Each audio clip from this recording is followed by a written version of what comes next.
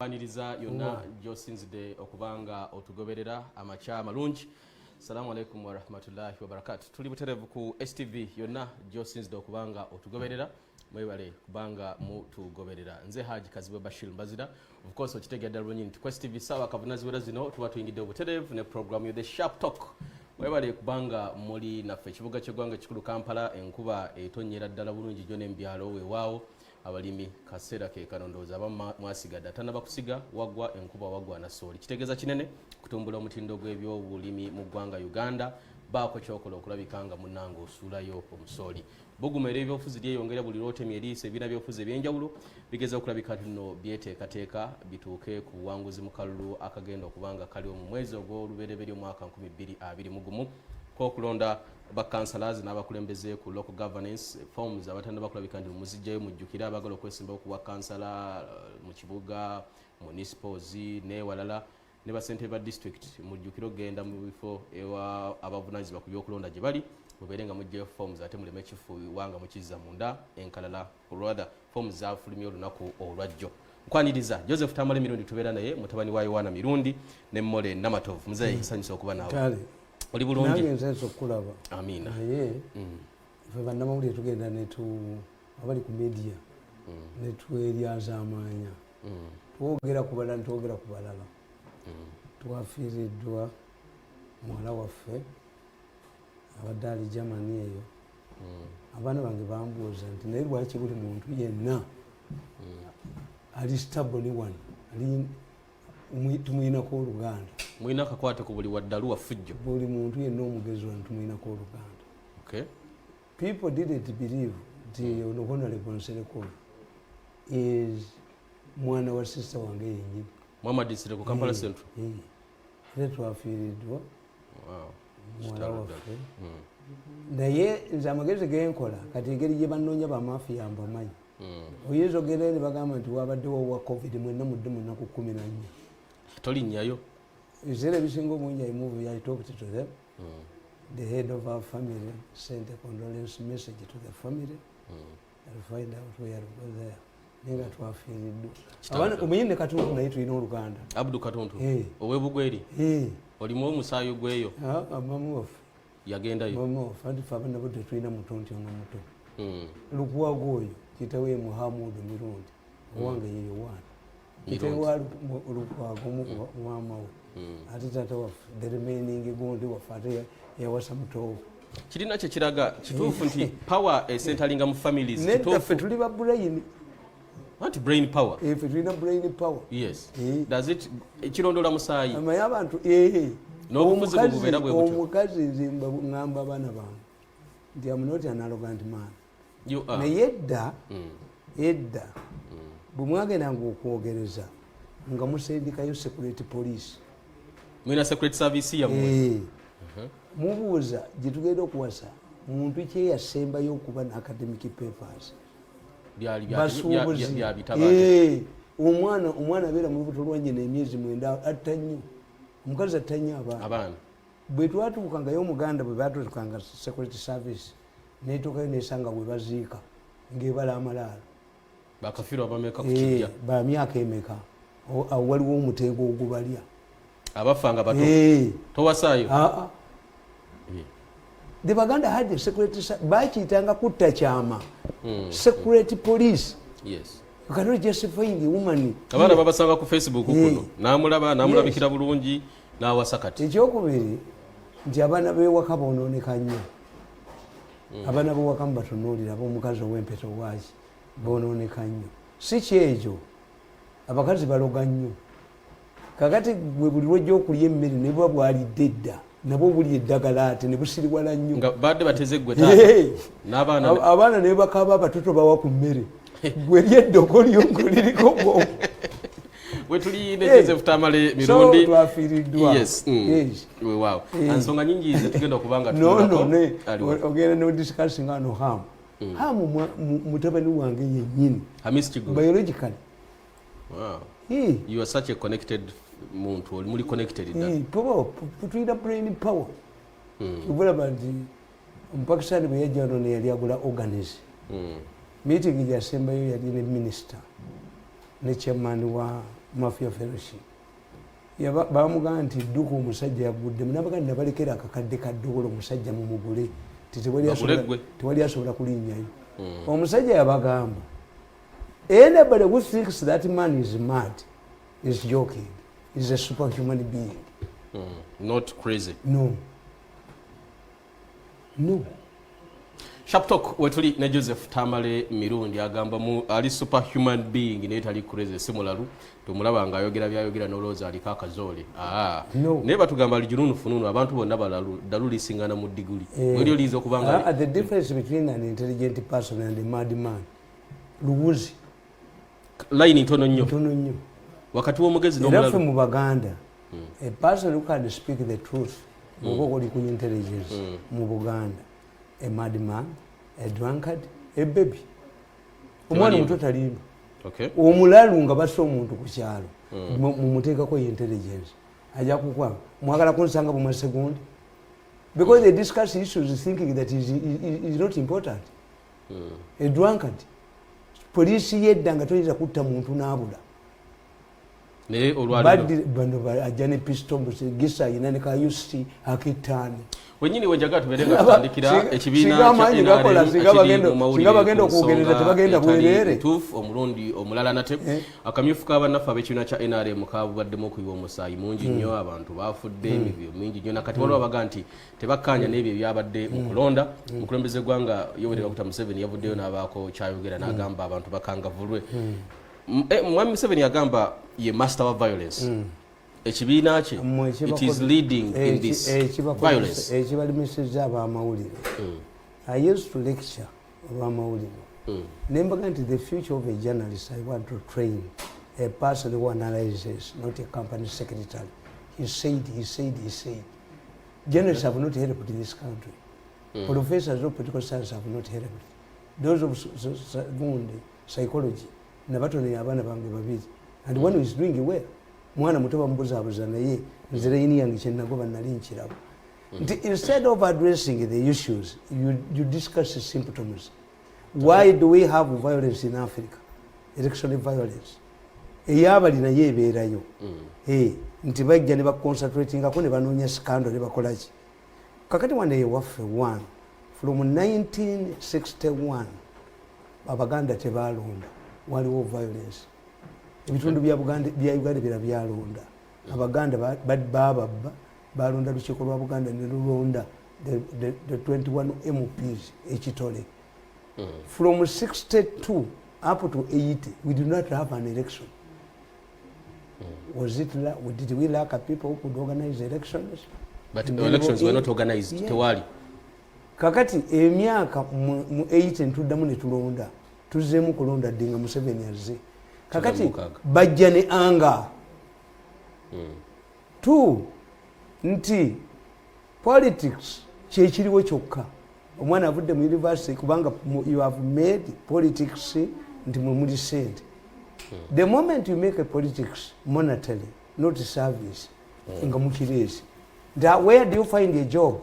Nti omuntu oluyingira mu parliament nafuna obukadde 3 bya motoka si government yejimuwa bagula za milioni 10 okujja konsere ne Bobi Wine n'abatono ennyo bani abavuga emotoka eza milioni 10 abasigadde sente bazikola mbira. Yes, nagenda mu bamanerenda abasajja abazungu abo zekyembagala kabasoma psychology batula ne babuuza nti lwaki Ethiopians and Kenyans are distance runners ne babakebera nga bali bantu nga babulijjo ne babaga no these are running away from poverty kwekudduka emisinde they are running away from poverty n'abajamaica kyekibaddusa misinde nti the only thing they can do to get quick money kudduka misinde era bava mu Ethiopia in a particular area bava Kenya in a particular area nawanera yes. Kakati instead of going to serve you go there to you are running away from poverty.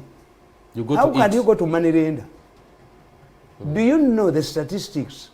Nti from CA abagera mu CA ekikumi tekyadda the mortality rate of MPs in Uganda is 100 by election. Abagudde ekikumi Museveni batawadde bwala disinaki 50 efa they die ne babazika baba poppers. Okay. Hey, so these people, all of these are factors. These people are not coming to serve. They are coming, they are seeing it as an opportunity to eat. Kakane mujja mufuna nti mwe NRM. We are in a situation dimwe abantu babulijjo gye batamanyi. Naba aba mafia baguza aba China. Ne baba we ebyuma $500,000. Ngambale babuye nti ku byuma byange. Ne baba gamba nti we have now insulated this man. Ebyuma bya meeting ya mwegende maaso. I have the meeting. Nga discussing after the election, the review admitted nti baluzire 50% abantu baabwe be basponsoring project ya mafia yagudde 50%. Era bali happy ne president kyagamba. Why? Nti baagala okufuga kuseke tuteekeyo kwani tuteekeyo kubanga nawulidde abasajja they are not honest. Naye fortunately for me the coding zaabwe nziwa president era bakimanyi oba professor yabagamba balina professor yabagamba nti bwe mpulira bya recordings tuli bubi atumanyi omusajja atumanyi naye atutunulye butunuliza professor musajja mugezi nnyo naye bwe babadde badiscussing nga balowooza nti sibalaba tebyuma tebibakwata because the Chinese even this morning as I was watching them kati mulimu bubite bwe baplayers people speaking in Runyankole about the elections. If you hear these bites, they are dangerous. Bibogerako.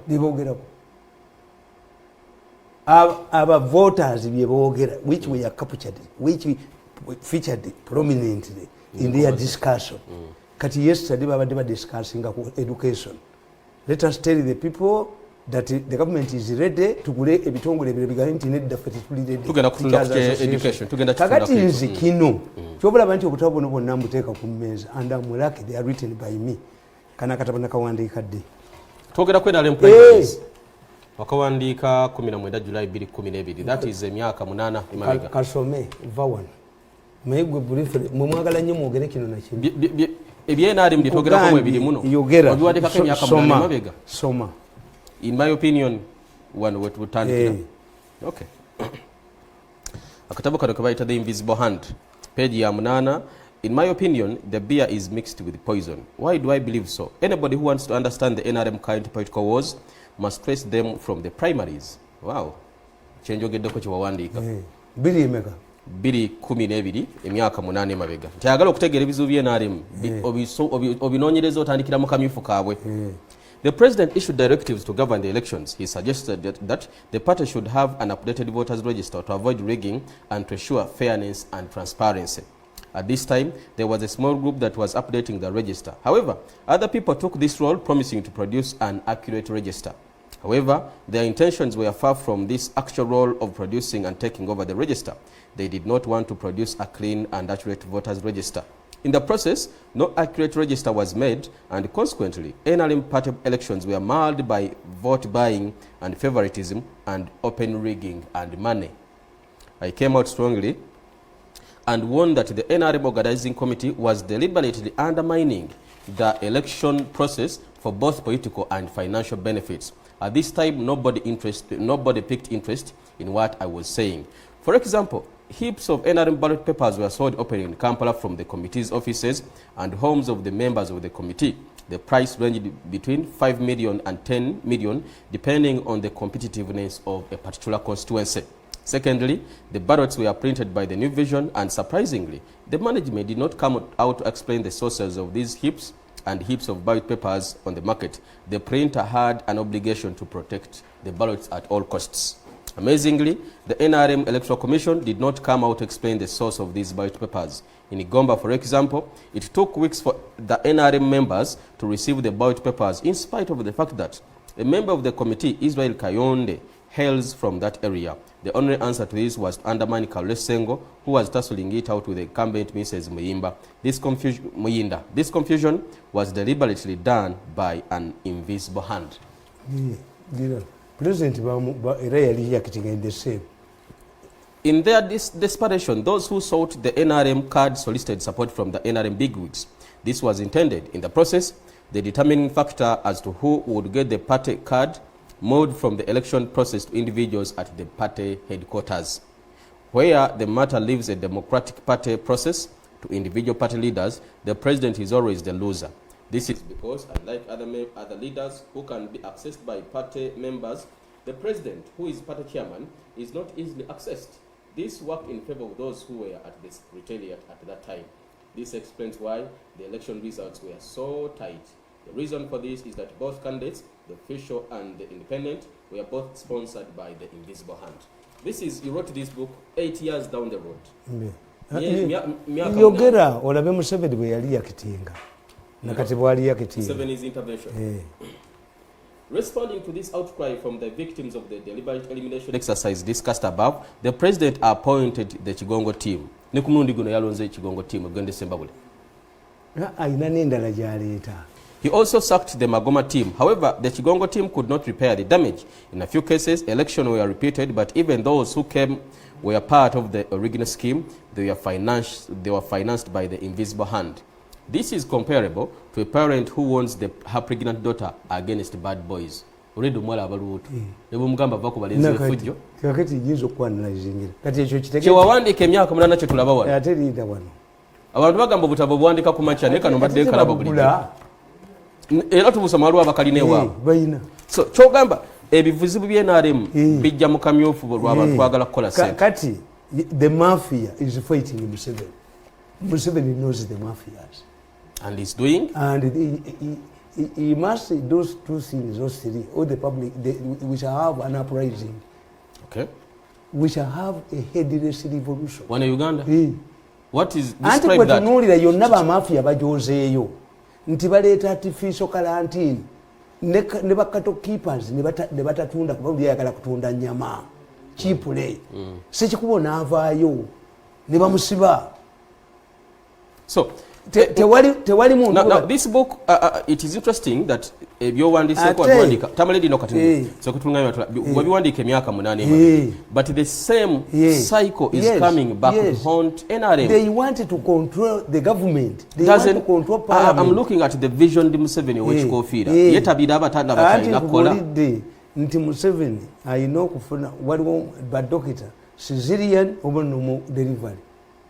I know the president is a general. General Sanzu, a Chinese general. Yawandika emyaka 3 ejiyise akatabo kali mu China. In 1977, the American generals translated into English. Naye bagamba, if you had read this book, tebali tukubye Vietnam. Shanza kugamba, there is a time when a leader must borrow the heads of his friends. Omukulembeze yazike ku mintu gy'abakwano abasalako emitwe. This is the time where the president has reached to cut them off. Colleagues from within the party, because they are known. Bebabye sente za education, bebabye sente za gundi, but they believe in money. Nti bwe tuba ne sente tugula abalonzi ne tukontrolinga parliament ne tukontrolinga state. Tamale ebifaananyi simanyi oba producer wange asobola okundagako ebimu ku bifaananyi ebyabadde mukulonda mbitunde ebyenjawulo, but these are ugly scenes. No, hold on Tamale. These are very ugly scenes to come from a party. Ulira bites zirabali mu Western. NRM. One of the bites, the man is saying, now that we have been cheated, the best thing is to organize and vote and make sure that Mugisha Muntu joins Mugisha Muntu, and we give our votes to these people in Western Uganda. Chibagamba. Nabawulidde abasajja nga babapuleyinga. The meeting was chaired by a close relative of the president. Those fist fights abantu balwana nga bwe tulaba. Kifaananyi kibi eri ekibiina kya NRM. Bulijjo bagamba opposition be balina violence. Mafia ejoza abantu. Bulijjo bagamba opposition erina violence. But look at what is happening from within the party. Mafia etuse ku kazu level. It fears the public. Kati what they are going, the mistake they are going to do. Nze babadde bangoba ku TV eno ne bangoba ku eno. Kati the mistake they are going to do. Assassinate. Baje kutwayo omuntu olaba omuvuko owagalubindi bwadduka ne banne. Olabeka nakasajja kali mu division ne bakadduka emisinde. Kubanga bwe kye bakola nti muli ku Museveni. Museveni is not Museveni. These people want to capture power. But it is coming from within. Yes. The battle originates from the palace. The palace? Nti babbi batidde. This is normal. Anyway, read my book. Akazu. Kati soka osome wano. Soka osome kano. Ke kamwera. Ngamba predictingira mba warninga. You are likely to have this again. Okay. Adjusting the trap in Nongo Sereza. I want to understand. Abantu mukaluka na kakubidde emisana nibasimba line mu because NRM yagamba tale hold on okumala wo butakkan kibabbi akalu soma soko some lwacha abantu bavole soko some answer zili mu kabere nakawandika dde 7 Feb 2020 weya nali mu lubiri lwawa ekyengera soma. Okay. Look at those scenes. Those are labor pains the woman is about to deliver. Oja kulaba duka abikola akiteke kya wabi ye cheerinze ne meeting. Akulembedde mu hey is the kazu is fearing for survival. And then when obasende za taxi buli makamo namunyemu nemubeza taxi nemubeza enzige abanozana balirwe ebintu byabo nemuleta kalanti nemuleta ki soma tujja kubala bakonga baduka n'obugalu bindi bwabwe bajja kutayo omuntu oyo akula ajja kusibayo omuntu omwamulembere. 2009 while addressing a cadre course at Chankwa's Leadership Institute, the President himself announced 7 directives that would govern NRM party primaries. He explained that he had been soft on independents because they defend themselves, saying primaries involve massive vote rigging. He issued the guidelines to govern the 2011 elections in the party. However, since then, none of the directives has been implemented, and the challenge persists to date. He issued the following 7 directives. 1. Registration of all NRM supporters in villages. 2. To make announcements for such registration in time to enable every member of NRM to register as a registered member. 3. In order to have that information to reach everyone, he suggested that the local communication fora or channels, including rural radio stations that reach audiences at grassroots, must be used. 4. NRM should not support candidates against NRM leaders should not support candidates against other NRM contenders. Those leaders who contravene this directive would be punished. 5. Museveni said elections should be held in the most transparent manner. 6. He said a yellow book containing names of all registered members should be compiled and produced. Lastly, 7. Only registered members should participate in party primaries. I'm getting you here. Museveni is ensonga ze yafulumya musanvu. Nga bwali Museveni naye yafulumya directives musanvu. 2 tugende mpola. Naye ze yafulumya okusobola okutereeza akalukano ke bagenda ke babaddemu on the eve of that election ye kenyini n'agamba muve ku byenkalala muve ku bya register buli gwe mumanyi no member we agenda kasomoka maleyo eyo gundi information gisomoje maleyo mbikubuulya byonna tibijja kukola byayogera ng'ogamba tibijja kukola. As mentioned earlier, all the above directives were not implemented. The reason is that there exist formidable groups in NRM who are interested in maintaining the status quo. For example, no yellow book was produced. A committee was set up at the Secretariat to verify academic papers of NRM aspirants. They were required to pay 2 million as verification fees. This did not work since verification of academic papers is a mandate of NRA of UNEB. Some members, however, lost money in that process. Tamale. Now, lwaki ate bino bye yalagira Museveni ensonga z'omusanvu tezakola nkugambye nti they are formidable groups in NRA which are bigger and stronger than him anti bamuzanya kyenkugambye nti ayina okuyita ku mulenzi oyo ne banne babalawundinge mu kiro kimu tajja kudde kulya bino. The party seems to be not a mass party but nkugambye nti kati Dombo bamujjawa tango odoyi bamujjawa buli gwalonda bamutwala is only me. Tamale, kansoka ntegere. Buli gwe bajonga buli NRM ebadde. Si NRM. Je twogerako. Eno formidable nabagamba. Nabano be mulonda mutawanya bwerere. omusajja omusiguze w'abakazi ku kyalo tawerekera bagenda kwogereza. These people bakukuba ate ne bakuteekawo. Ngenda kuplayinga ku platform yange meeting yaabwe bategere nti abachina bababbi abo more superior gundi Tamale gaget NRM badde yenyumiriza taking pride in the fact that it's a mass party but it seems to be a messed party. Eneka kati kankobolire it is messed up. kati yabafunye it doesn't have the mass. Anti yabafunye register weri register ya party weri tango doi deliberately rejected the gundi. I want to invite you to look at this Tamale. Qualifications na baba NRM batugamba nti mu ggwanga lyonna balina abantu million nga 10. Yes, there was an exercise. Hold on, tugende mpola. Naye akaluka akabaddeyo akabaddeyo nga kakusimba na mugongo. NRM abalonzi baweza na million 5. Let me tell you. Tamale sakompulirizeeko. NRM bagamba balina abantu bangi, balina abalonzi million nga 10 ba 14. Nkuga you naye hold on. Naye mukulonda kuno ne million 5 tezaweze. What happened? Nkugambe see are these cooked up figures? You see, voting abantu abasinga obungi but lwaki abazungu tebajja? Abazungu tebajja 40% in America you voting away. The impeachment process is clear. That means there is a problem with this party. Even their members are ngabatajanze Musevenist. Yes, we got to do yes. Ningo jogera kuba NRM abawandike register. Waliwo abasajja bakulu abategeeza genda mu violence. Batuga balina million 10 bantu abalonzi wait at voting day when Museveni is at stake. Bajja kujja. Naye nakugamba wano soko oseme wano. Nti zozo na measures. Kamwe obutabonenze byenkubuuza. Measures anti nkwanukula. Nti onzira maaso gwe kyoyagala nkimanyi. Answer. Yes. Yes. Key challenges in NRM.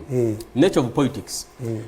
By the nature of politics, it is not easy to concede defeat. This means that however much the election process can be transparent, losing candidates will always find reasons to reject the results and try their luck again as independents. 2. The money factor. Since the introduction of money in politics, other factors play a secondary role. Whether it is secret ballot or lining up behind candidates, one must give out money to voters in order to win. NRM party is not an exception. 3. Participation in party primaries means that the candidate faces 2 general elections.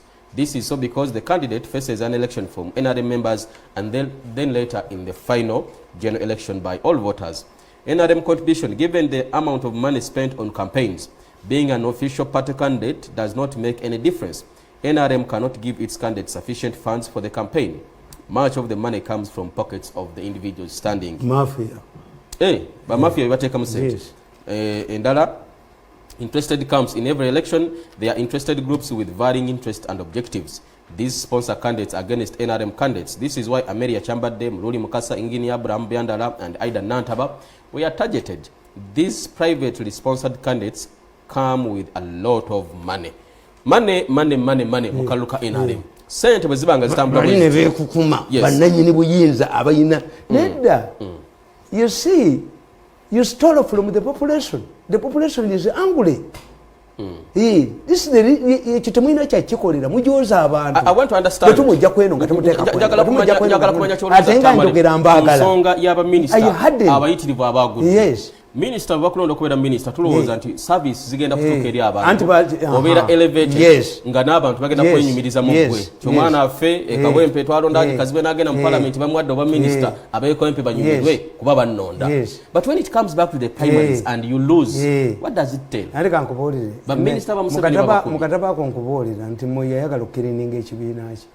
In 1989 Moi introduced the mulongolongo which you are introducing now. Okay. As a result, the old guards were swept away, but it paved the way for the younger people. Ruto, Baba Itanga Youth for Kanu, 1989. Cyrus Jirongo, Abobo now, Bajja, Mujibamulemo containing. Why? They had come on with their own. Independent. Bari Bakubi Bari. Kenyatta had the tradition. You defeat a minister, you become a minister. He was rewarding you. Yes.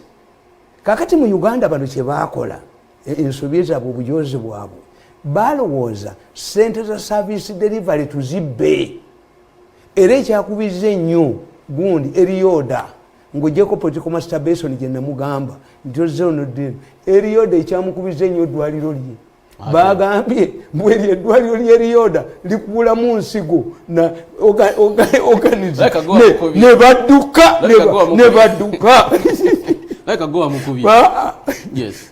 bamuwayiriza ab'emitiyana nno si basanyufu ab'emubende bena namugwanya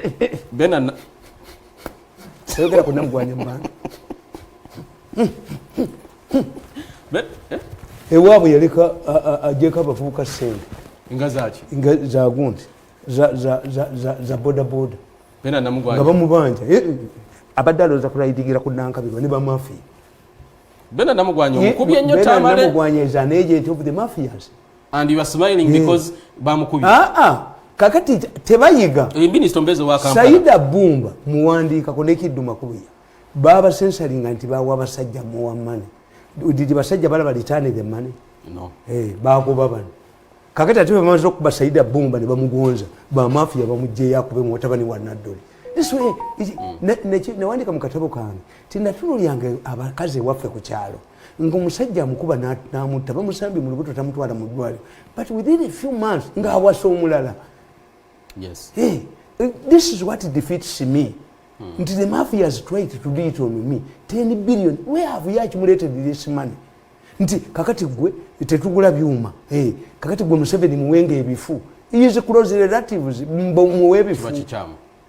Era nadde mpulira abamu kubali mu kampu ya minister Bena Namugwanya nga beko kukola bagamba Haji Tamale yogobera naye yasudde omuntu waffe akubye Bena Namugwanya oba yamukola ki Kizige gwe yali mu prime minister's office ne mubba sente Simewo Nsubuga ate batuwonyeza some people's faces don't need to appear on the ballot paper in national ballot paper basi yalinga abana Simewo Nsubuga wo chichi anti Simewo Nsubuga bamafia bamutumako ewange ne sente 5 billion Nsubuga mubuuze Simewo Nsubuga afande bamutuma ewange ne 5 billion bamukubye mu kalulu be bamwekubidde bamafia bapulifarinze omulala mafia tekozesa togikwatako ki Tamale baga nti Simewo abantu besibe bamutuma yatuuka eno mu parliament n'akola birala ekintu kyatogikwatako nakyo nekiwandiikako Evelyn Anite njaga tunulira Evelyn Anite yakwata ku UTR amanyi bannanyiniyo UTR amanyi bannanyiniyo at one time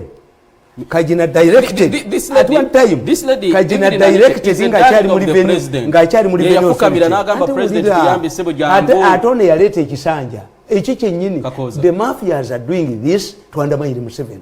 Okay, if MPs are paying for supporting for removing the 75 cap, let us see whether the people will not vote Museveni.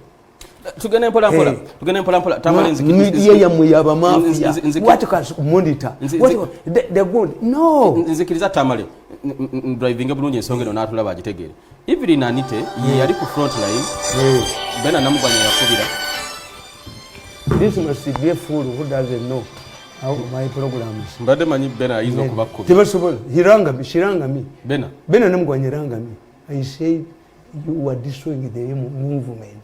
You are destroying the party. There are things that cannot be done in an election. An election is a silly period. Kakati nga bwolaba nti abanubbi I'm going to donate a bull to the Nubians. Ebombo.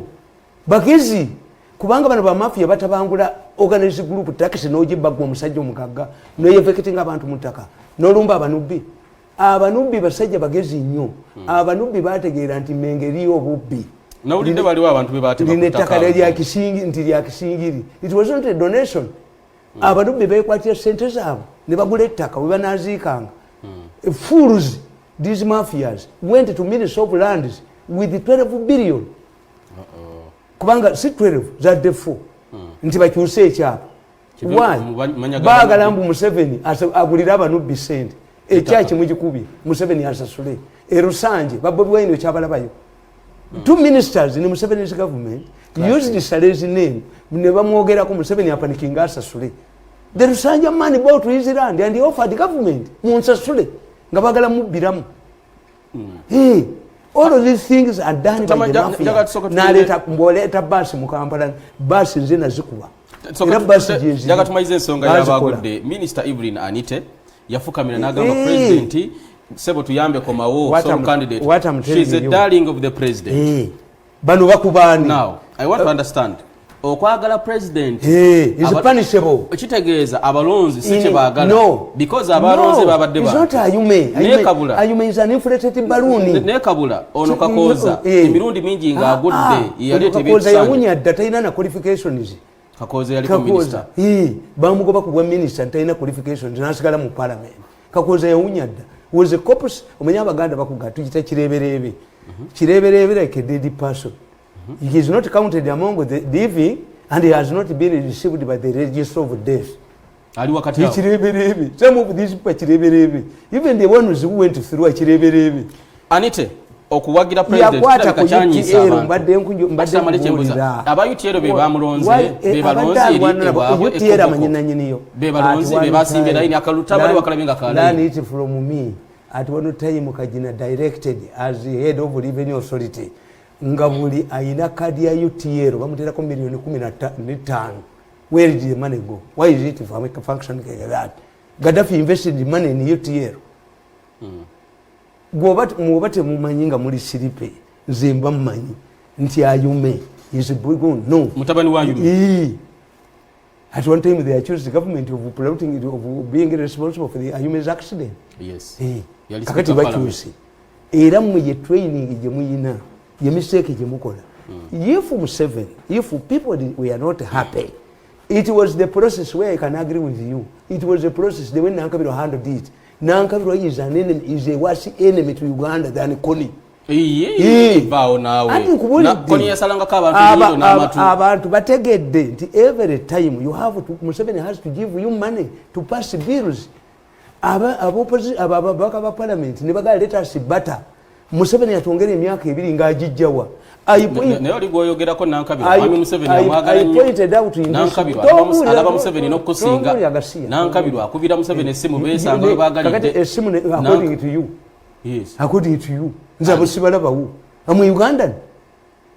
You are close to the Boba ina mayumba eberu die have. Can they don this nkofira? Mu Uganda muno waliwo wena ale mwasobola kuyisa nkofira eno mu kibuga ne batamukuba.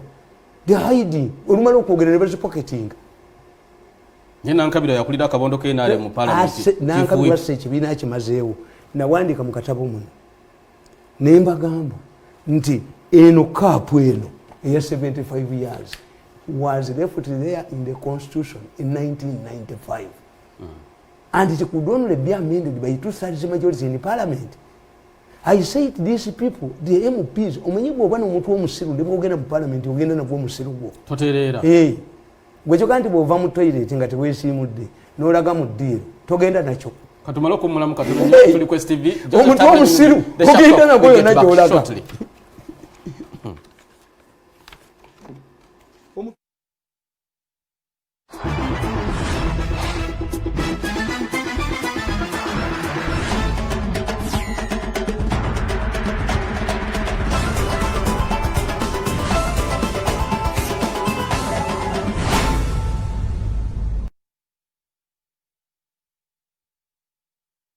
Banga ochatugoberera the sharp talk nze Haji. Let me conclude. Mbazira Joseph Tamale Mirundi. Mbadde mbagamba. Amaliriza. Mbadde mbagamba.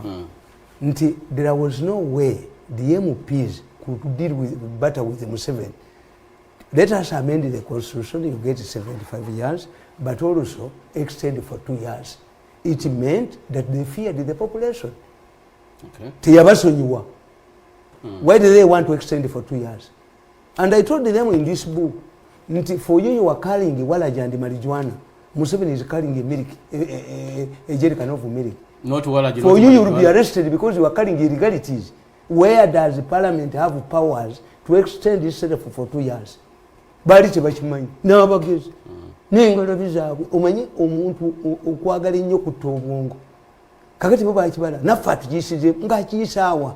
As a result, somano paragraph 2 zokka mu katabo buno nkubuulire osome ne nakawandika oyo neno oyo kotegera bakayise again at the crossroads nabagandi Museveni bwe tubeera mu crossroad atuyisaawo namwe ajja tuyisaawo obwana ekibiina kye nga kitonya musayi nga minisita wajjeyo mundu alinga Swazinega kwa basasi ate ngenda kunyonyola the message from God Katonda yakulabikidde. Mutemumanyi nedda when you analyze you don't understand these things. Somawo nkunyonyola. Confusion over amendments. I have already submitted that constitutions are working documents. What is required is to adhere to particular provisions or articles of that same constitution. I always argue that if a room was constructed with no intention to be accessed, there is no need to put a door on such a room. If a constitutional provision or article is not meant to be amended, there is no need for a procedure to amend it. Therefore, the existence of procedures to amend certain provisions and articles of the Constitution presents a leeway for amendments. It should be noted, therefore, that governments or anybody has the right to call and pursue amendments in the Constitution if they deem it fit. For example, if the age limit clause is amended, it only enables those in the stipulated age category to contest for presidency. This does not apply to Yoweri Kaguta Museveni alone. Secondly, amending the age limit does not mean extension of Museveni's presidency. Museveni will compete with other contenders and he will either win or lose the election. What NRM supporters are doing in this is in their interest. If the constitutional amendments can fulfill the requirement, why not amend it? In fact, the opposition is making a big political mistake. Mukwagala okulemesa amendments izo. Mutye Museveni. Mwali mutye Museveni. Mwinga Museveni ku myaka 7 Ati nga bagamba semateeka ateekebwe teri atenga amendment. Bagamba buli kimu bakikyusa bukyusa Tamale. Buli kimu bakikyusa bukyusa. Mugambe nti olujja olutagenda ekisenge kitagenda kugulwa tekuba. Amendment bwe zibaawo. Buli kimu mu semateeka bakikyusa. And why is a working document? A constitution is a working document. Buli kimu bakikyuse. Wanaleeta ne bagamba tukyuse semateeka tuteeka yakalaba nga tukkiriza tukyuse semateeka tugane Tamale Mirundi okwogera nga tulikyusa. Was amended 10 times. Okusetulinga. But this has been amended thousands of times. Constitution ya mwerimu entry provisions is a referendum. Mwerimu none. Two-thirds majority. Museveni was not a member of CA. How can these MPs who are making noise today say that they have woken up to realize until 1995 this was amendable? Hey, but from 1995 when the constitution was promulgated, that article was there. Omwadisi w'ekibiina kya NRM Justin Kasule Lumumba asabye President Museveni to stop impunity in the ruling NRM party. Justin Kasule Lumumba ya presiding over emirimu day-to-day activities ez'ekibiina. Tango doi. Bamuleta tango doi. She's speaking tough. Muchala Lumumba aganti President Museveni. Ye yabaddeyo bali. Tango doi yabaddeyo. Ujali ku kitebe kye. Yabaddeyo. Jali. Ne batamufunya.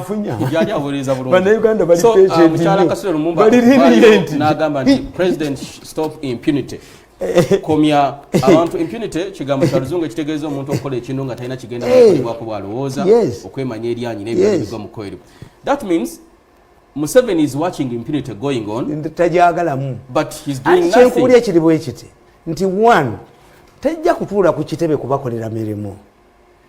Give him money. Mukibiina temuli sente. This is his money. Give him money. His money, where does he get it from? His money azijjawa afuna milioni 3. Tamale Museveni ajjawa sente zaateeka mu kibiina kye tulaba ng'afuna milioni 3 nga bwe yatugamba. From secondary school I used to go to school in a nice suit. Bwe nali mwana muto nga ndi mu nursery villagers abaana ku kyalo baalwaniranga bantwale ku ssomero nga ngenda n'obugati 12. To dish out. Sagala kubuza gye wali nga bazadde bo bakuwa. Kakati kankubuulira. Nga bazadde bo bakuwa. Museveni milioni 3. Where did Museveni get money to run for NASA? Was it money compared to this one? No. Yes. Where did Museveni get money? Where did Museveni get money to run NRA in the bush? Yazifunanga okuva eri Libya. Bagadafi nga bamuwa ssente n'abantu abalala. Kati bw'abaga yazijjanga bweru ate teyajjanga bweru. Yajjanga talina namu. Babbanga n'okubba ba Museveni abo bamenya banka embalala. Babenya banka ne for us in Christianity omwawula awasa. Kakati bamwasonda ssente ez'ekkanisa. Mukuleetewo audit abakabizi b'ekkanisa. Naye njagala kitereeze mu ssente. If Museveni is running this party from national coffers, audit the money. Sente zenzige zaalaze mu party oba zaaguze bizimbe. Under his watch? Ngaalaba bwati 400 billion. Ngaalaba bwati 400 billion under his watch. Ono anyampise swaga yazidi. Onanyampisa swaga, anyampisa swaga, yaziri ono, anyampisa swaga, laba radio bwaze etise. Onanyampisa swaga. Kozi kati awugoti okukyogera. Nti akikozesa swaga. Sente yazibba. Onanyampisa swaga. Tamale zagenda mu kibiina ng'omugezi babeera odayivatinze ekirowoozo kyange ku kya Museveni naye tugende walala n'ekyo kitegeerekese. The most serious issue would be discussing eri eki gyemwandibadde mugamba a message from God. How come that Rukutana, who survived the assassination during election, has found himself with the people which he accused at that time of attempting to assassinate him? Do you remember? Yawona? Yes, 94. Yes, balonda si. Kati kununo yabadde ayagala okutta. How come that in 1980 there was a fierce political battle between Kutesa and Museveni, and today there is a fierce political battle between the Kaguta family and the Kutesa family, in spite of the mechanism, the internal mechanism they have? Let's go back slowly. 1980, Museveni yesimbawo ne Kutesa. Museveni n'akugwa, Kutesa n'awangula side ye Mbarara something. Kutesa bw'awangula, Museveni n'alema okuyitawo. Mu 2020, that is 30 years down the road. Myaka 30, no ana. Those are 40 years. Yeah, 40 years down the road. Mwami Museveni muganda we Soddo Kaguta yesimbyewo ku kifo kyekimu ne muwala wa Kutesa Shati musherule Kutesa. The president has the capacity to convince NRM contenders to withdraw and leave others. Why has this super guru or medicine or miracle worked in the family? To me, there's more important issues to discuss. Take me there. What do you see in that? President Kutesa migrated from Nyabusozi. They allege that Kaguta also migrated to Nyabusozi. Same routing. Bavawamu. Yes. Shati Kutesa mwala wa Kutesa. Muganda wa Mukamu. Febio kwetubeera. The contradictions. Can't Museveni if we want to solve in the political science, they tell us, if we want to solve a problem, create a contradiction. Yes, create a contradiction if you want to solve a problem. This is what takes my time. The dynamics, the political dynamics at play at the moment. How come that before Tango Doi came into the secretariat, Museveni was winning with 90% in Tango Doi's area? Tororo areas. You go to the statistics. And when Tang came, Museveni is losing. These are issues that the political scientists would deal with. I want to understand. Era mbadde ngenda girete mu topic ze twatese. Mwami Museveni mutowe Soddo Kaguta ali mu kalulu ke kamu. Ne gwa mukamwana we. Ne mukamwana we. Kubanga Shati Kutesa mulongo babazaala bombi Kutesa yabazaala. Era nze nindide Rugaba. Nti why was it suspended? Elections are suspended. Violence yabaddeyo. Violence, which means they need money power. First isolate that area and they need money power. Or to have the family, if we see them again after the suspension of the elections, then as a political scientist I will go back to the drawing board. These are contradictions. I was listening to Mugisha Museveni. Nti meeting eno bamafia mwabadde njejiwa Museveni. Soda agamba. It was chaired by Museveni's close relative, who was always being referred to as Sir in the meeting. Hey, njeji playing. Tabali. Muto wa Museveni agamba yakalulu oba kategese batyo babatya agenda kujanga independent lwachiri. And that speaks volumes about his intention and motive. Kyenkugamba. These are dynamics, political dynamics. Tuchitwale nti family zino tezikwatagana yakutesa ne yakaguta.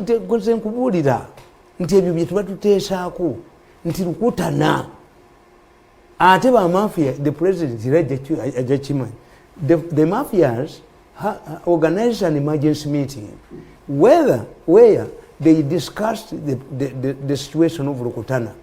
and they resolved, they invoked one of their rules. No member of the mafia fellowship will be left under the hands of government institutions. And they decided to deploy Akulo. Kakati Akulo bwaba ye yagenzeeyo. N'abajulizi baga n'ekyakubya omusajja is a blunt object. Sisi. Kati what would Museveni's intervention do? Is Museveni going to become a judge? Now, Tamale, I'm looking at omusajja oyo ali ku mutwe gwo Museveni as, for lack of a better word, as someone that is helpless. No. Tachalina buyamba. He's losing. It happened. Anti abakubye. He's losing. Abakubye.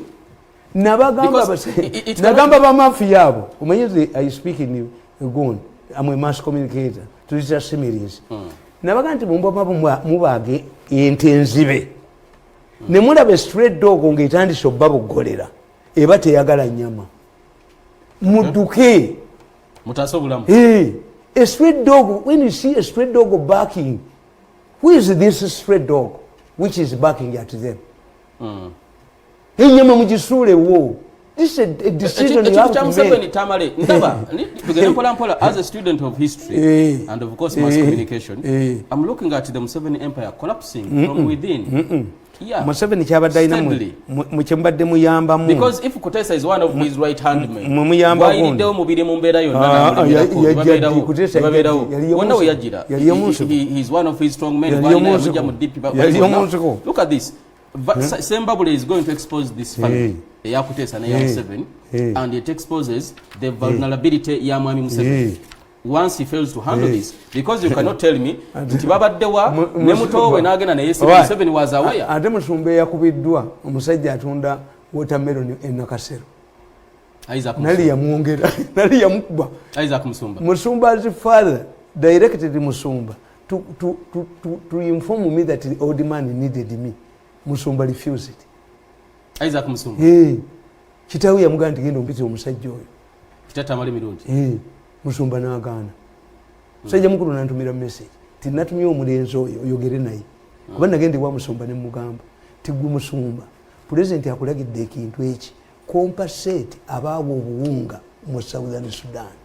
Yagattamu n'abalala. Recent Musumba najja mu parliament. Mbwasabira ekereziya compensation. Kuba yateekawo akakampuni ke. Ayiwe Catholic kabakukube.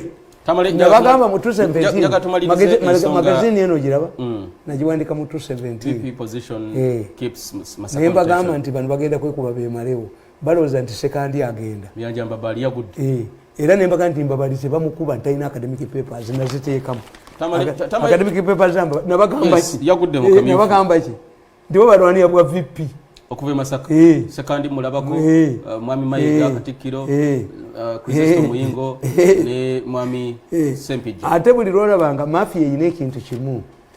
The mafia humiliates you. Nti okukwata Lutamaguzi. They humiliate you.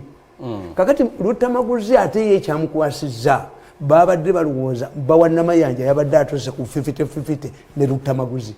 Namayanja yaliko ku secretariat ne bamutega emmotoka. Mbwa abye biliyoni 3 agatwala akabasanga temuli. Namayanja president namuganga gende bweru bakujjanja ba amagulu yakwata mu bonadda ku secretariat n'atuula bamugoba ku nyama. Ekifo kyo takireka. Namayanja yakwata emiggo from Nakasero hospital nga president amugaye gende eweru ofune proper treatment enkeera yakeerawo. Tava ku kifo. Bali bano balowooza kulimonga balubu. Lwaki mwe muzirya? Why is it that mwe babazaala ne parasente ya sente? Why do you believe that like the ancient Karamojongo, the law cows belong to them? Why do these people believe it is sente zaabwe? Lwaki mulowooza sente zammwe mwekka? Njatube ku nsonga eno. Olaba Steve Bato yakuteesa muwala we Museveni mutowe eggwerawa. Yes. Andi nkugambye once a matter leaves the domestic mechanism negenda ku foreign mechanism kitegeeza it has gone beyond logic. Buli management buli lwolabanga gavumenti nekukwata mirundi nekuteeka mu kkomera you have lost political crowd. Kitegeeza internal mechanism ziganye. Era omuserikale weruzira akugamba LC yakulemwa kooti nekulemwa society yo ne bakutwala mu kooti tokola violence one. kakana omuntu yenna ali yabaddeko eruzira bw'omutegeerera abuuza wadde ninga afukamidde ne baba munene atya yo hambo yowaselef omuserikale agasire nakuleese era nabaga teri muzimu gukuba hangamaani si ye judge atuga abantu hangamaani omuzimu tegukuba hangamaani what is his role to hang is ye madala akikoze mateeka bano kasabalemwa those are internal Kutesa ne Museveni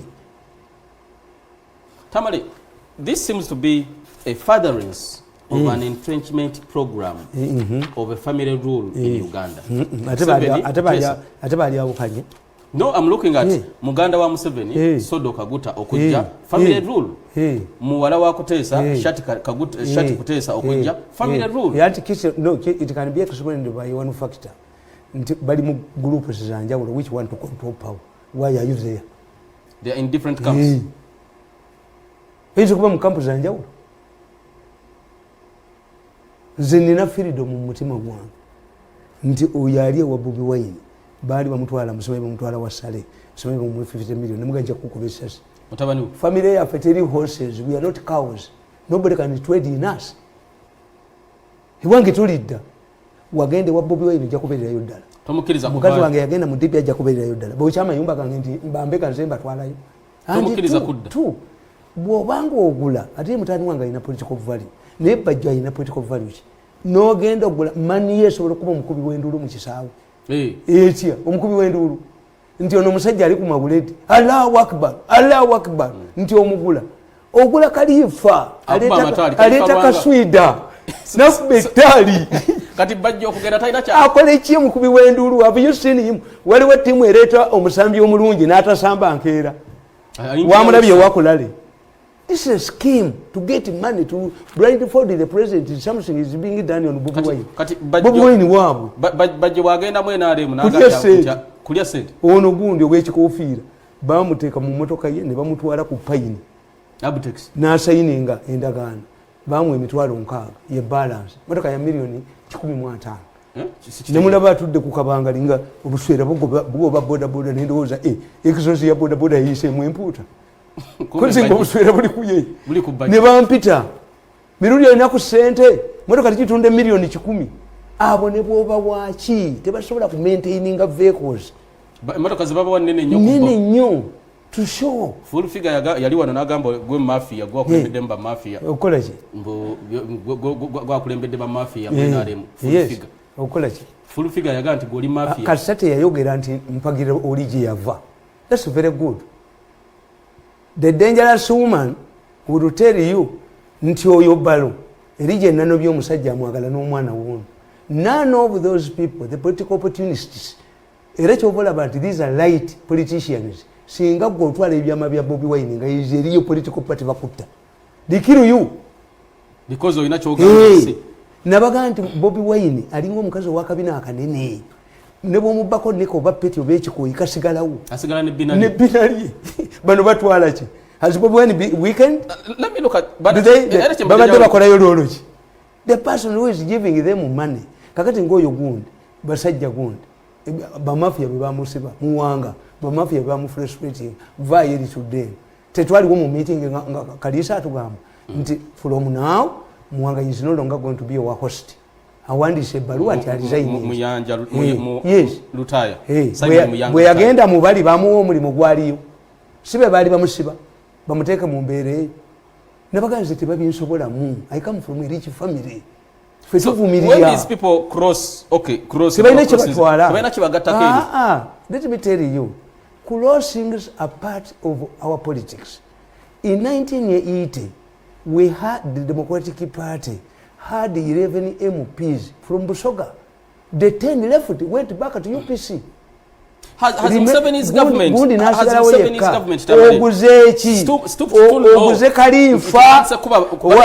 oguze Kalifa wenateta inazika swida akube ettali oba oguze Allahu Akbar oguze waliwo omuwowogganyi wano ku mulembe gw'obote waliwo Maama Kerere everywhere UPC UPC was he hunted down?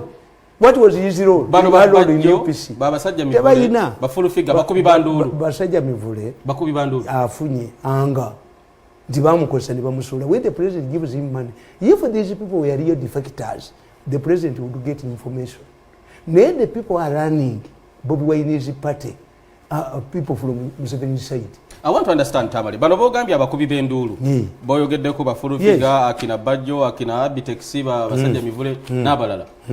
Bakubi banduulu. Mwami Museveni anafuye nnyo takyasobola kuvuba bya nnyanja. Kuvuba bya nnyanja bisava. Anoonya mukene bana abakubi b'enduulu. When he fails to convince people, negotiating ne Balamu. Balamu ala dishani. Who is Balamu? Balamu yakozesa oli endagaano nti yegase ku kibiina. Who is Balamu? If I close now to any political party, I must be received by the head of the party. No gambo ogenze mu UPC akena yakufuna. Yes. Bogenda munno Bobi Wine yakwaniriza. Ono Bajjo yamaniriza. Defending a government is not abusing people. Defending a government means defending government policies.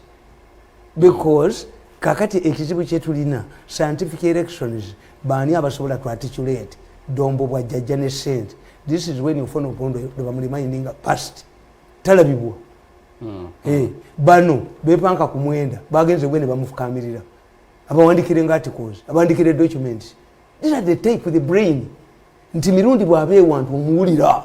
Nti all of these books are mine. Ate babugula nkano ka lunyankole wali okalabiyeko. President recent yangama nti obutobo bonna obwava nakyo labukomyewo. Okugarukamu ebishuba bya Mama Mbabazi na Dr. Kiza Besigye akishimbenwa akatandika okushoma Halimatale Primary School ya za Kampala High School ya hereza kanzime ku lunyankole wa okugarukamu ebishuba bya Mama Mbabazi kama nako akawandise akadda wajirangu wamala kusema ku lunyankole wa wandise kwa Mama Mbabazi Mama Mbabazi akakimanya karengu akaba atari kumanywa kandi akaba atakusaba kuza omumpaka za Karuru ngo yazihangura akaba nagira ngo abahagizi be abaheru nibayija kugema Dr. Kiza Besigye kuruga omukahamyo Tamale nawe ina waka olu nyankole oranso kwandika olu nyankole n'oluluwondu ina languages president yagende ne bamugamba nti omusajja yatuwandikidde akatabo mu lulimi lwaffe campaign ya wanu wajimazi. He donated the printing press to me. A donation. Now, where do I put my time? What type of drunkard is this? No, exaggerated intelligence. I worked with those people. I respected very few. Chimaze mamanyi Tamale choyogedde nti Mwami Museveni takyasobola kufuna abantu bazitoba ba muzinga afuna bakubi bandu kanona kawandikadde so ngenda kukulira nti takyayina bantu busobozi bu convincing abantu bali mu mpeke afuna bakubi bandu kumukolo gwa kaswido gwa matali bakalifa baganya omwega tako ali kubana abajiwadde omuliro abakubi bendulu is a strategy to divert Museveni to hide the real masters of Bobi Wine. Museveni womutegeerera nti ekibiina bakyamwagala naki. They continue defiling the matter to him. Museveni wotegeerera the fight is within the party. People prefer to remain on the veranda of the Jana okusinga okugenda muki Jahannam. This what tells you the fight is inside. When you say woman fighting you inside the house, he wants the family. Yes. Asiba bibi omukazi ananobanga tajja kudda talwana naawe. Omukuba oluyolo nga bulijjo omukubya miggo kolo tadda. Tuli ku STV yonna Joseph Dokubangoli Joseph Tamale you end up discussing about symptoms. Ng'ekirwadde weki. Ndi kirala. The mafia, this is expected everywhere. This kazo. Once the kazo fears for itself, it can assassinate. Here Kenya, during Kenyatta's time, prominent Kenyans were eliminated. Tom Mboya, Gamo Pinto, J.J. Kariuki. They even had a Kikuyu group, the mafias. Abadi Baganti, we must amend the constitution. The vice president should not become president automatically.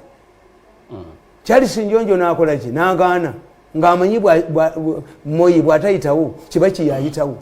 So this happens everywhere. The moment you fall sick, ng'oli seriously sick, nganze bwe nali, all your wives come and come. Why? Goli mukazi kimwana kigotaleeta nga bali mulwadde. Bonna babeerawo.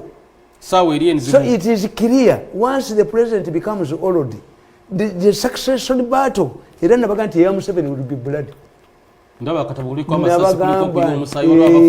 Nakawandika ddi nabaga nti Museveni's succession will be blood. Why? Wakawandika lwakusatu January nga 2022 makage zana. Yes, kuba nabagamba nti in politics if two rivaling groups are quarreling over each quarrels right, the war cannot end. I'm looking at Kotesa and Kaguta. Hey. That's what I'm looking at. Hey.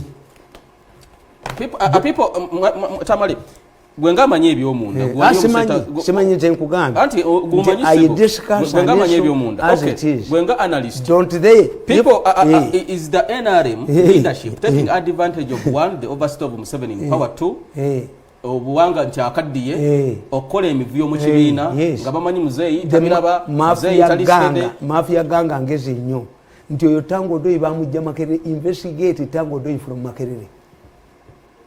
Nuwangwe namugamba nga Nuwangwe sent people to me. Nemuga nti gwoyo omuvuka gwokolaganye naye abo batayebwa baani n'otunda ettaka. By the time you will be in prison, they will be running, they will have left you. Let me understand, Tamale. Museveni is a student of Julius. He's a student of Julius Nyerere yayina chama cha mapinduzi. Ennaku zinombera ku mitimbagano ndaba John Pombe Magufuli atambule gwanga anonya akalulu. Student wa Mzee Julius Nyerere ye Museveni. Yes. Nyerere yakola ekibiina chama cha mapinduzi nga kikkiriza succession n'avaawo n'alaba abalala nga taking over na kati Tanzania bakulembeddwa ekibiina kimu. Ebirala tebitambula bulungi bikyaddema. Mwami Museveni yete yasobola kuyiga yamusomesa nti owaayo obuyinza mu kibiina nekibanga tekisigaddewo olwaleero ye yayigayo kimu kyokka. There were three serious contenders in Tanzania. Ali Salim Gundi Salim yali Secretary General of African Union OAU. Ngaliwo Prime Minister Sokoine Edward Sokoine. Nyerere realized nti abantu abo baali ba socialist. Nyerere wanted to change to capitalism, but as a serious man he couldn't say timbadde nfugire gwanga mu buzibe. Let him give way. Do you know what happened to Edward Sokoine? No. Jobabu Sokoine University. He died in an accident. Salim Ahmed Salim omulirako. Yeje Ali Hassan Mwinyi. Okuveri ku bizinga by'Zanzibar. Yes. Nyerere did it when he was retiring. Abantu bajja Dar es Salaam ne bamugamba nti sitenaga no. Museveni said that no, let me not stake he's doing it. Bonna babadde bepanka ku bukulembeze fe batugamba dda kita abaganda balina proverb kitagenda azaala bagenzi eri a person who lives longer bears his own children. Gokyamanya amanya Mushega amanyi gali alina okamanyi no amanya Mushega Besigye amanyi gali alina okamanyi bali bamanyi ngese batya ababadde batinye funzo bamanyi balagawa bakutuse. Yes. Museveni abakutuse ugenderevu yakibere mu he will hand over power to a generation he wants. Anybody is it about his wanting? Anybody who believes that he will grab power from Museveni is wasting time. Is it about his whims and wishes? Anti kakati mmwe ba mafia ababye sente za gundi ez'amasomero 400 billion radio no musajja nyampiswe swaga nazitwala sente ne mudda mu kulimba abantu mbwe eriyo plan ya government ngate muguze aba teachers ne bani boogere nti fe tutali mu position abo baagala Museveni. Tamale abalekere power. Is this statement right? Mbulira kituufu abanedda. When Museveni goes NRM will die. Is it right? Anti ajja kubeera ate no. When Museveni goes, tell you, NRM will die. Museveni katonda amuyambi n'alaba ba Gaddafi n'alaba ba Mugabe n'alaba baani. For me, I worked with Museveni for 14 years. I know. Baba was a president, Mr. Museveni. The American senior officials, administration. You have not stashed any money in the Swiss banks. What is your future? Detailing a program. Museveni yabagamba, my future detailing program is to have a peaceful Uganda. He will have time to hand over. Nese kubabbi bano. Sejja kubatta. Let Museveni do. Let President Museveni do one thing. This remove guards from ministers. olabe nga abamu cannot venture outside their toilets. They cannot venture outside their toilets. Let the president remove guards from these arrogant fellows. Tamale.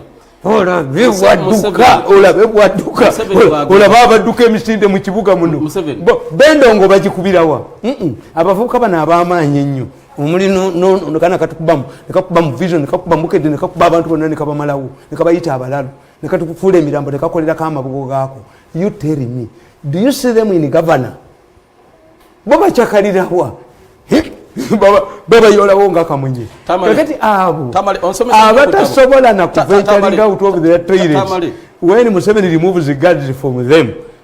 They just flamboyant. They just arrogant for nothing. Omuntu nze basobola okunfubutula ewaffe mu kyalo era akayekyotera baleeta omuvubuka emisinde yasiba oluguudo lwamu bamuleeta emisinde helicopter yeyamugjayo.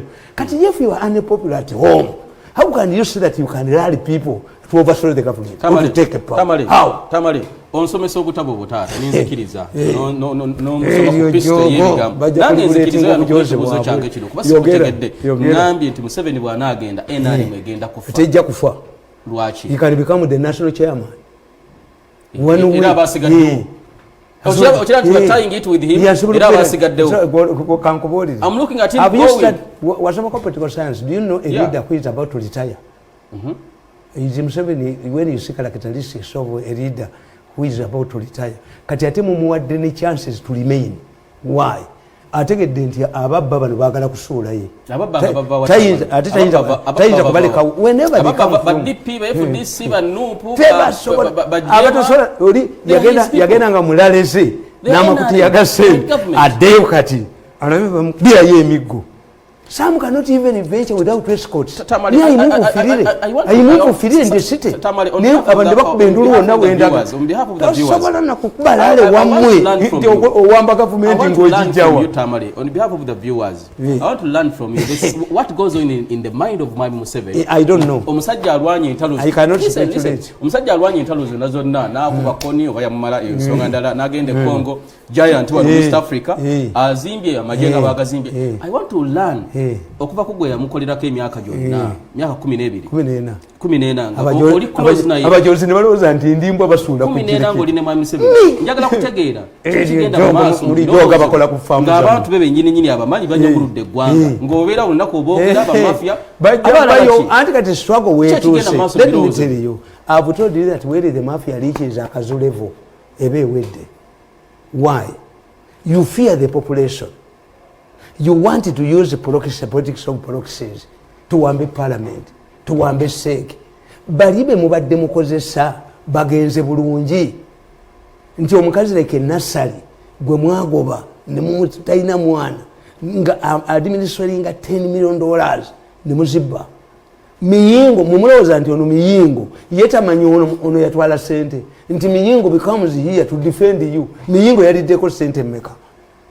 Is Museveni aware of all when this? You marry, buli kaseera lwogoba abakozi, they become your ambassadors gye bagenze. Tamale, is Museveni aware of obujozi bwabwe butuuse bwebukoma. Nze nkubuulidde nti abasajja abo babadde mu meeting yaabwe ne bateekako bu bites. Shocking bites. There is a woman who is spitting fire against the Tamale, Museveni amanyi bigenda maaso mu ggwanga. No. Abimanyi. He uses message. Ate yabakubye. Nkugambye nti bamafia mu meeting yabwe gye ngenda okuplayinga bagambye omusajja change ye yakoze batubye 50%. Yesterday bazemu ne batuula to review. This morning babadde ku education ngambalaba. Isn't he incapacitated? Those around him. Are they the power? Akubuulira nti kati oyo yinza omuganti avaayo yeekukumibwa. Oyo atabangula eggwanga yeekukumye. Atabangula eggwanga yeekukumye. Yekukumye bekukumye batya nti batya public kati olaba batya public olaba batya public nedda batya public era bagamba nti Mirundi bwa playing obuntu obwo abantu bajja kututta because they now voices. Yes, I do it deliberately because the population, I want the population to know ani alese ekizibu mu ggwanga bekukumye bati baleeta sente naliye kubattako ekinnuma saakuba ku baana abo kuttako omu. Tamale nimwaso omutwe wawandika obutabo imagination nino wandika akatabo nga you are imagining as a love letter to teacher. Can you imagine yourself Museveni ngazeeko ebbali and he presides over function yokuwa yobuyize eri abalala nalaba ebintu bwe bitambula to pretend nalaba ebintu bwe bitambula with him let me tell you kana akatabo kakubudde ne kakugamba yes nkugamba we don't have tuchita tutya gon traffic chi human trafficking one way traffic. Yes. Why instead of sweet talking Museveni to retire, why don't you create a credible opposition leader to defeat him? Can't it dawn on him? No.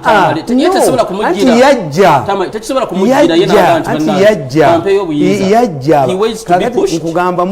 Until revolutionary political parties, a leader become a property of NRM. NRM bwebamuga jangu go tukwatire goal. Kati mwemutia shift now the discussion.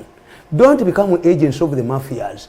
Neka kati Bobi Wine abantu 10 simenya abava mu DP naba agenda ngalupia banda ya batute yabagula ni musubi nengo anti Bobi Wine is under the total control of the mafias.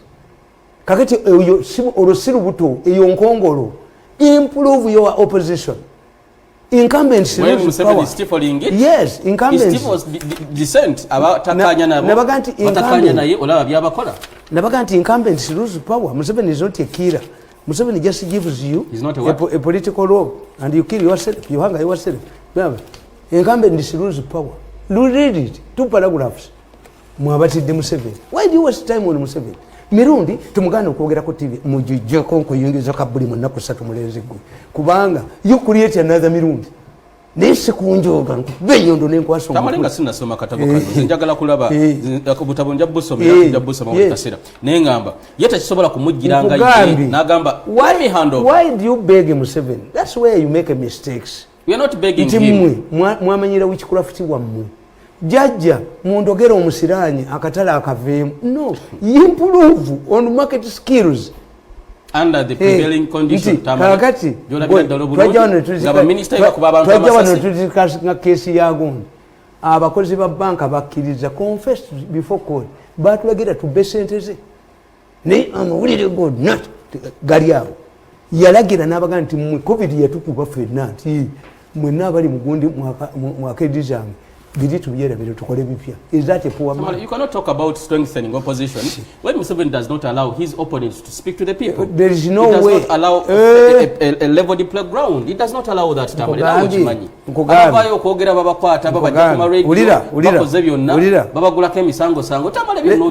Wait. And that's the man you are talking about. Let me read it for you. Oloka Professor Oloka says that it is impossible to defeat an incumbent in an election. He says the historical record has demonstrated that the longer a president stays in office, the harder it is to remove him or her in the democratic fashion. He explains. This goes to legitimate my argument that political power is about to influence and advantage. It is up to the opposition to take advantage of the weaknesses in the government. In the case of Uganda, the opposition has failed to study the weaknesses of the presidency and the thinking of the population. They have failed to offer the people a better alternative than what they have. However, there are 2 ways an incumbent can lose power to the opposition in a democratic fashion. The government can fail to win an election in circumstances where it introduces unpopular policies without regard to people's feelings. If all opposition parties pulled their efforts to reasonably criticize unpopular government policies and didn't simply attack Museveni, the person, people would certainly offer them a chance to demonstrate their ideas through an election. However, if the reverse is the case, the opposition could as well rest assured of never winning any popular alternative suffrage election. This is more pronounced where different opposition parties opt to campaign differently. It splits up their votes. A case in point is in Kenya. The opposition failed to win power twice because they split their votes. President Moi returned to power with a few more votes than those of the immediate run-up. If the opposition had pulled it together, maybe Moi could have retired much earlier than he did. So when Kenyan parties realized their oversights and began to talk issues other than attacking the personality of Moi, they found themselves propagating similar ideas that compared Moi to retire. Tell me an opposition leader who has talked about buses in Kampala. It's me. I lost a friend of mine who contributed a lot to me. I recognize. Namugamba sijja kukkiriza baasi zo. Why? Abantu tebalina mirimu. And you are not a tribal. Omusajja yali atusinza Kamunye mu park at that time. Pioneer buses we zajja bali bamwita Mugisha. Yali close related to Kayibula. So it is not a punish only Baganda. Nabalala. Tewali muntu agenda mu mass organizations no sanga nti mu Kampala mwayina mu butodanga yammwe. Obwino nakasero ki advisor wa president on market nakasero wamwe ani buli kintu ne kiri mu kibuga kyammwe ni mukibba. Besigye yatuwangula mu 2011 n'obulwe 1403 ne baleeta musisi n'ababbira nono omuvuka n'ajooga ensi president wa minister wa Kampala ng'abeera mu kubba ssente. What was the result? Museveni lost to Besigye by emitwalo 17. By the time Musisi came to Kampala, ababaka bakansala bonna baali ba NRM. Lukwago yajjanga independent. You lost the party. You lost Kampala. Not we are not defeated. Kubba. Kakati ebyo sente za COVID ani azoogerako. Does Bob Wayne talk about COVID money? He's under the armpit of the mafias. He does that similarly. Akayogera ku government excesses. Akuba Museveni yekka. Mirundi mingi. Akuba Museveni ku social media era yetogeddeko. Ekyo kyagaana. Jojo ku Sunday. Kenya baleeta slogan. Ne bagamba kila kintu kinawezekana kwa Kenya bila Moi. Nti bamba mwagale gwanga literere tukita panacea, a solution. Once you attack Museveni, people will realize Museveni is not centers of authority. Museveni centers bawadde za COVID. Museveni bawadde centers emmere 50 billion, 59 billion. Olwava mu state house basiba bannabwe baguwatudde. Esente ne bazibba. Is it Museveni? Yes, it's Parliament needs sent. Why doesn't the Parliament institute a committee? We gave you money. Abantu bewakawo babulire ekyokola ne batachukula. Kati abantu kababe bashiddamu. Zibwabunani zibagwane nyizi balenda ku family. Nankabirwa ajja kuyitira ku lugwani. Nankabirwa naye ayinza kuba ekirembe nga tannaziikibwa naye nga yafudde. Abantu bawulira amawulire gemuwandiika wano. Nemwandika amawulire sensational stories, money missing, billions of stories.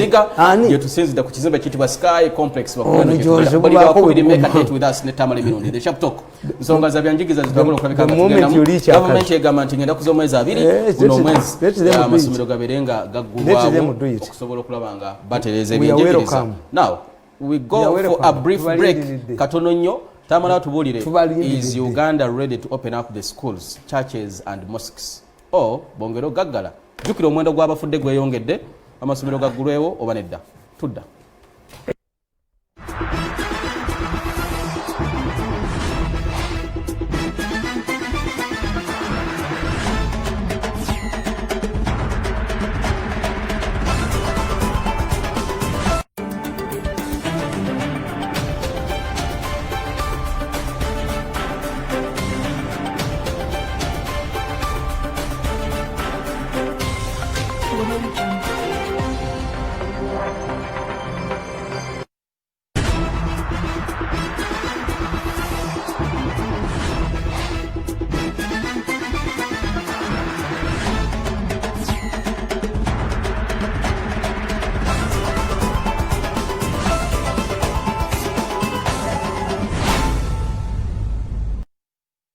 Nafenze Haji Kazibe Bashir Mbazira emabega w'enteekateeka za programu eno wali muganda wange Mayamba Adams Jali wali omwanyinaze Husina ateekateeka byonna waliwo abali ku kamera bwana Mansuri waliwo omusajja asiba Madrid naye bulaba aba Madrid ugaba babeera bikinenga ali pole pole of course ne Don kwaliwa neno Josh Jalieri ate ne Farouk Boyata babeerawo timu nnene okulaba nga ebintu byonna bitambula wano wenyini we tuli ku Select for Fun ye company etwala STV tusinzide Kasozi Buziga Tamale Mirundi ebyenjigiriza okuva mu mwezi ogwokusatu amasomero gaggalawo ng'ennaku z'omwezi 2 incidentally ng'ennaku z'omwezi 2 guno omwezi gwe tulimu ogw'omwenda gavumenti egamba amasomero gaggulwewo naye batandike ne candidate classes n'abagenda okumaliriza mu matendekero agawaggulu. When you start with the candidate classes ojja kufuna abayise onookola senior 1 onookola senior 1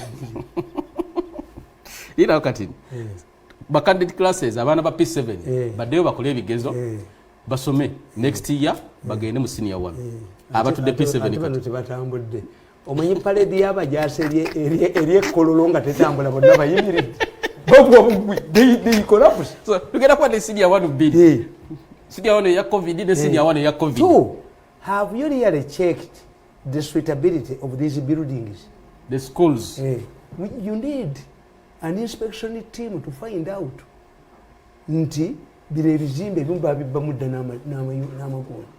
The ministry nayo yafa yagenda ne yebaka covid yesooka okulwala covid ministry ebyenjigiriza because you would ani asaabawo omuddu ku masomero what's maintain these schools sirabu to Uganda. You need an inspection team of engineers from UPDF across the country. I trust UPDF yerwanyisize nzige ati nabagamba from Baganda bwe tuba tukumpeyalinga omuntu tumukompeyalingira kabiriiti museveni mu kibiri ki mulimu obutyo akakeda akamutabani we n'amagi is UPDF yes kakati eyo inspection must report back screening of abaana bagenda okusoma nga Diana akugambye emitwalo 4 ogayina gwe omanyi nti eyo riot yennyini okukebera omuntu okulaba bayina covid batalina onosasula giri mwenda ndowooza yes kakati abaana abadda mu ssomero enkoko etayina maje ebika ebyenda bya Diana tumukubireko mu Diana ju yakuba Lukwago n'amugyawo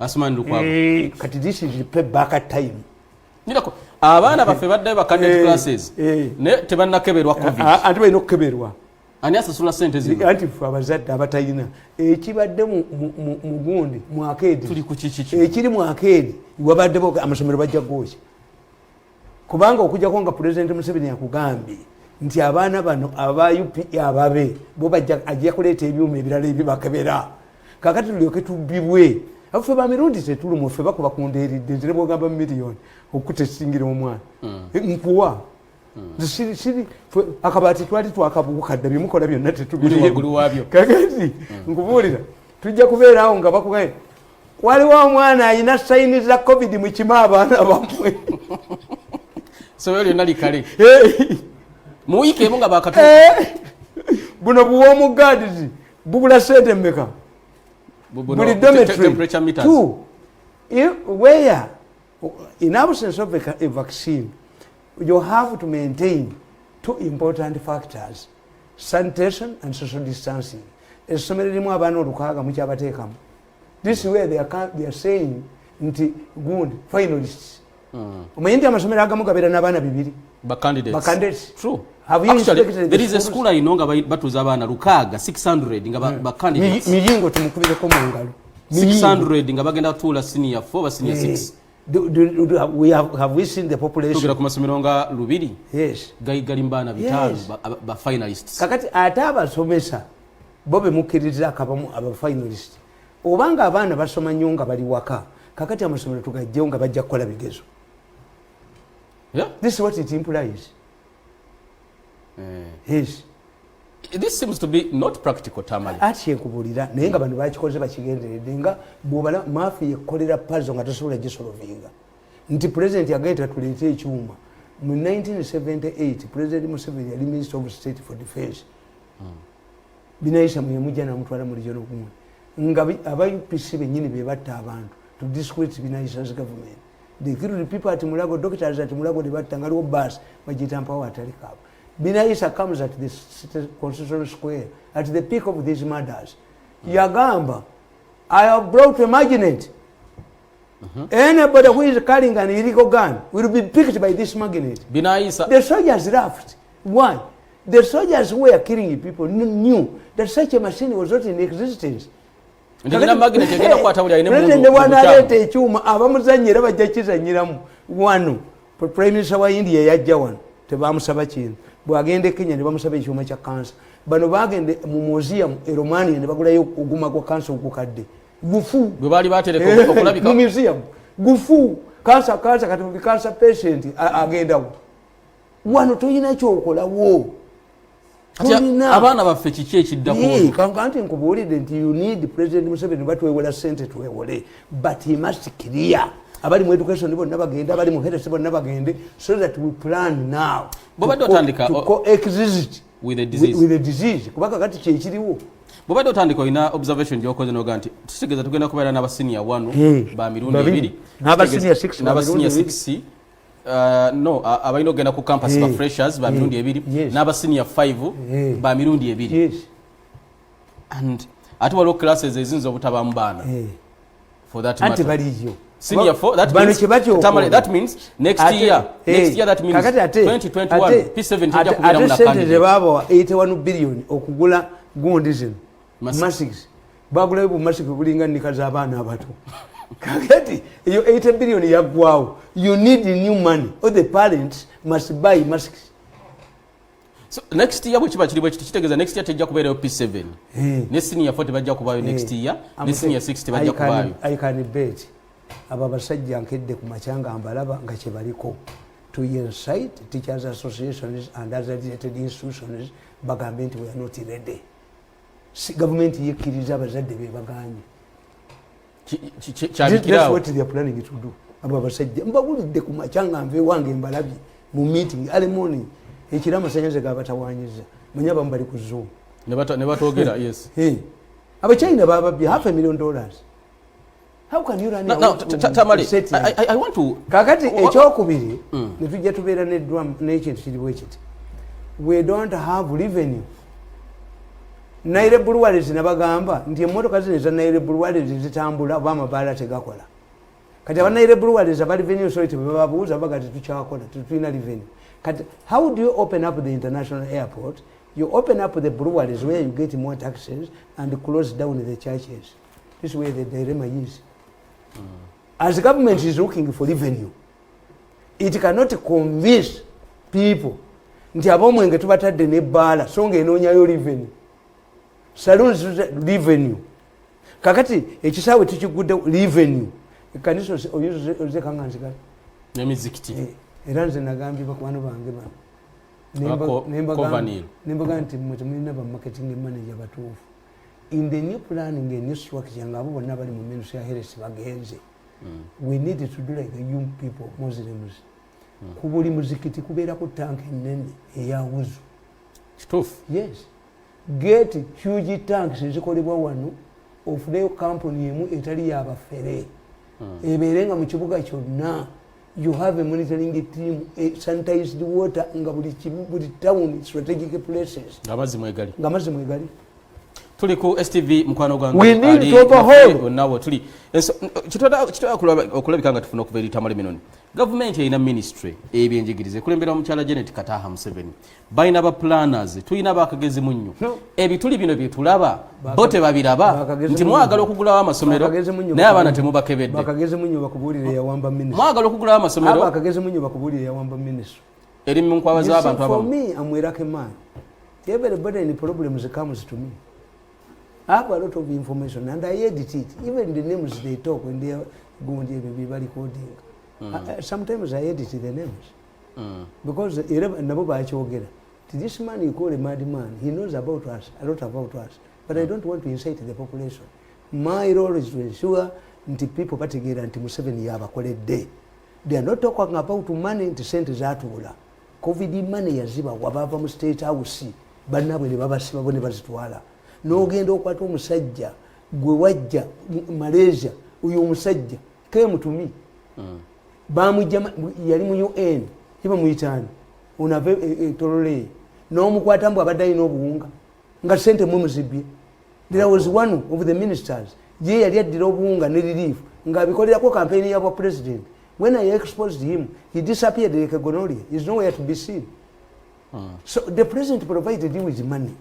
Why doesn't the parliament call an emergency meeting to discuss the future of the education system? Why you said all of the money came from nababuza nemba government aba national task force nabudi akatongole mukwano gwange we started now muka katongole ofudde ozemu bano katongole wakawete chemicals ofudde bano ba mafia bagala ali waggulu kakati kankubuuza motoka president yaganti mumpe motoka nalabye ekifaananyi mu monitor nabaga mutulage yo omukolo gumu nga emmotoka kweze empya president ze yasaba nga zikabiro ekyalo obeddwaliro when will they abako bagenze baga nti abako tebalidde nti empombo nazikwese musaaniko nga zibadde empombo zibadde zabako empombo zabako bamaze n'okufuna bagenze ate emmotoka zalaga abantu bakunganya weewuunye the president was launching motorcycles bicycles ziri luddawa I saw one person Miyingo because launching means we would see them on ground. Where are they? Tebabanga bamukola ebya radio nti bamutwala mu kizimbe. The people who prepared this building came to me as whistleblowers. Nti tewaliyo factory ya radio. President je yagenda. Who makes radios in Uganda? Tell me a factory. Patugamba Sembuya Sembule be bakola. Ati yaliwa. Wani nalukolo. Yaggalawo. Amabanja PTA.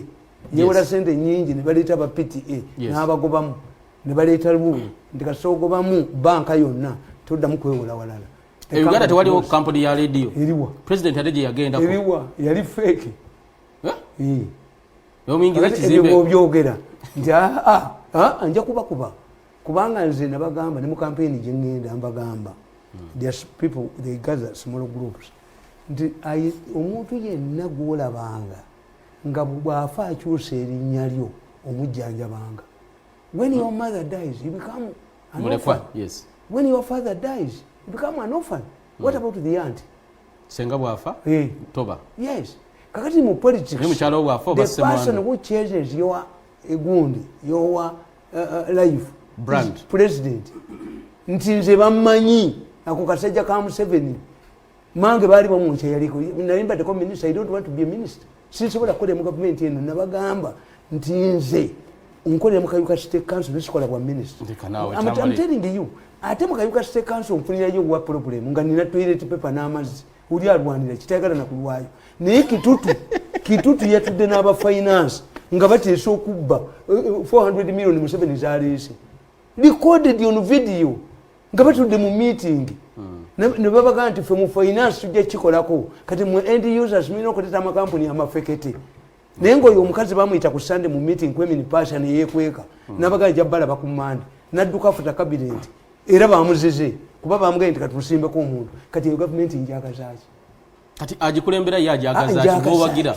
Museveni yakyakola bano bagugube jongo benyondo omuntu tebabulako bazitume ewange batebatyayo kanyene bwe sendi ene bwe ewange nyondo ka kiria kubanga manyi ti when I write these things UPC balowooza nti Obote ye mukyamu ba Paulo Mwanga ne bawamba government Mwanga died before Obote. UPC Uganda, UPC Science, UPC Syndicate, UPC Nkomba, UPC Jinja Yiganga Kamuli. Yes. They destroyed their party. Bali awo bali kugundi balemera ku UPC as a beehive umenye njichi goziwa kula zilemerawo. But the chama cha mapinduzi you are being referring it to Nyerere bwe yavaawo abachama cha mapinduzi tebadduka. Basigalawo. Ali Hassan Mwinyi tebadduka. Kikweta ze ono gundi azze they don't run away naye toyinza gamba nti chama cha mapinduzi ebbaliriifu intended for people